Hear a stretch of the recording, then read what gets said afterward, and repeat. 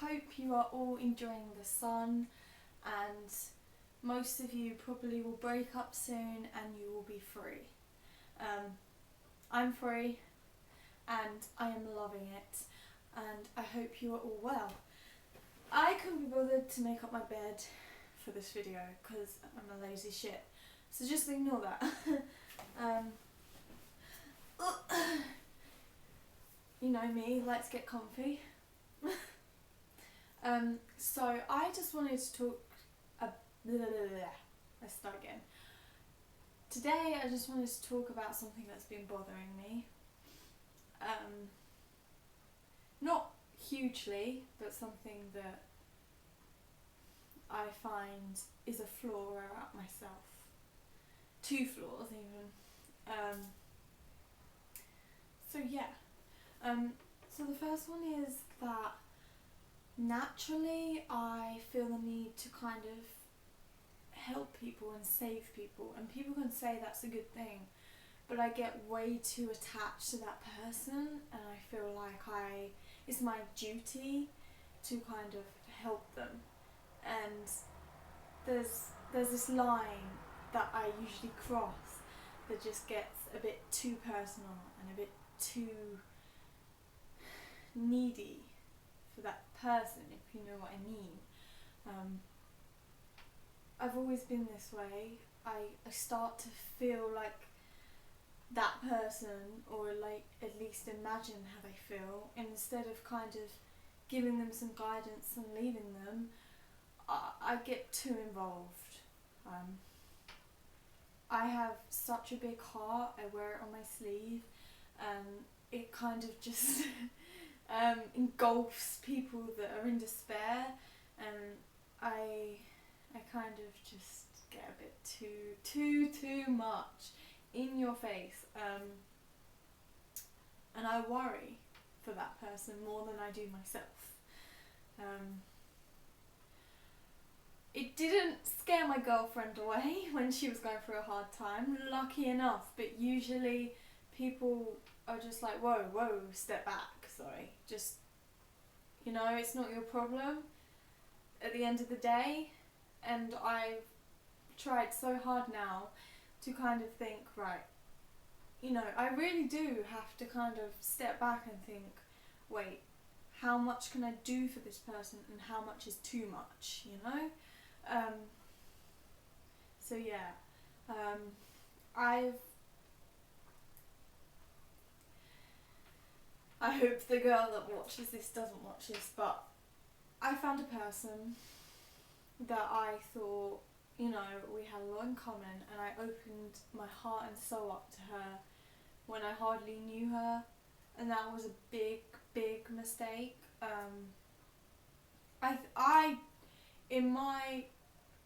With all of my heart, I was doing what I thought was the right thing, and it was out of kindness, not spite, you know, because I really did care about that person. But it just kind of flipped, totally flipped, and came back around to bite me on the arse, pretty much. So I've learnt that I can't open up to people that quickly. I know I have on the internet, I've always been like that. I can just tell anyone my story, and I don't, that's partly a good thing, that's partly a bad thing, because people know stuff about you and then they can use it against you, and it's still something immaturely that I'm learning,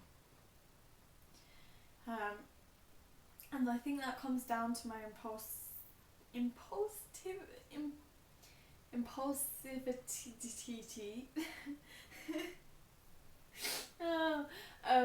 in my disorder, is that I don't stop and think. It's really hard for me to go, wait, what would a normal person do, compared to my immaturity in that sense. And yeah, so that's something that I feel is a big downside to me. Like, some people may like it, that I'm so caring and loving, but, you know, it scares a lot of people away. because a lot of people don't want to help. It's not their problem. And then, you know, and I think unless you're willing to take on my intensity in that area, yeah. And the second thing is I'm insanely nosy and I want stuff. I will actually ask people, do you want this? I will go around their room, and if I think that something's not getting its use out of it, I will ask for it. I did this to my cousin the other day, and I realised how childish I was being and how ridiculous I was being. You know, I really literally have to bite my tongue and think of someone I idolise and say, what would they do? Would they be doing this right now? Would they really? Because I just come across as like a scavenger. I'm nosy and I want to hoard people's stuff. I don't know. It's like my girlfriend, I'm like, does this top fit you? Do you wear it? Can I have it? You know, it's really bad. Really bad. And I literally do have to kind of contain myself and go, whoa, think for a minute. Is this what a average person would do, or is it what an impulsive person with my disorder would do? You know, because they just act on instinct, and it is very frustrating because afterwards you feel humiliated. You're like, whoa, why did I do that? My cousin just snapped at me and she said, why are you so interested in my stuff? I don't know, she didn't mean it out of spite because it's her stuff, fair enough. And, you know, like, it's her private stuff. She earned it, she bought it. Why would I need to nose around it and then ask if there's stuff she can give me? You know, that's awful. And I'm going to sound like such a crappy person right now, but it's literally like stimulation. I'm like, I can't explain it to the average person because they'll just say, well, control yourself, you know, just stop. But it's really hard. Another problem I have is if I have any spare change, any money, and my mum says, I want change back from that tenner, I'll be like, yeah, but what can I squeeze out the last £2? What can I get just because I have money in my purse? You know? I have got a lot better. There are days when I'm like, I'm just going to the shops for this, and that is it. If I get change, I get change, and I will give it back. And there's other times where I can be really bad, and I'm like, oh, what else can I get, you know? What can I get for this price? Because I'm a bargain hunter, and I always want to spend. I've never saved in my life, I don't think. Or measly. So that's basically what I wanted to talk about is, you know, the impulsive side of my disorder. Now that I'm not taking any medication for it, I've noticed I'm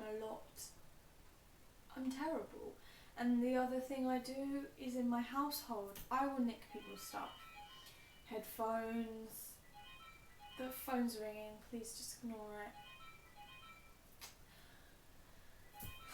Headphones, chargers, you know, without asking. And you'd think in a family that's okay, but I'm known for destroying stuff, not looking after stuff. I'm always losing headphones, always losing stuff, which is also part of my cognitive. People just think it's excuses and it hurts. Yeah, say my brother's Beats, I took them, he might watch this.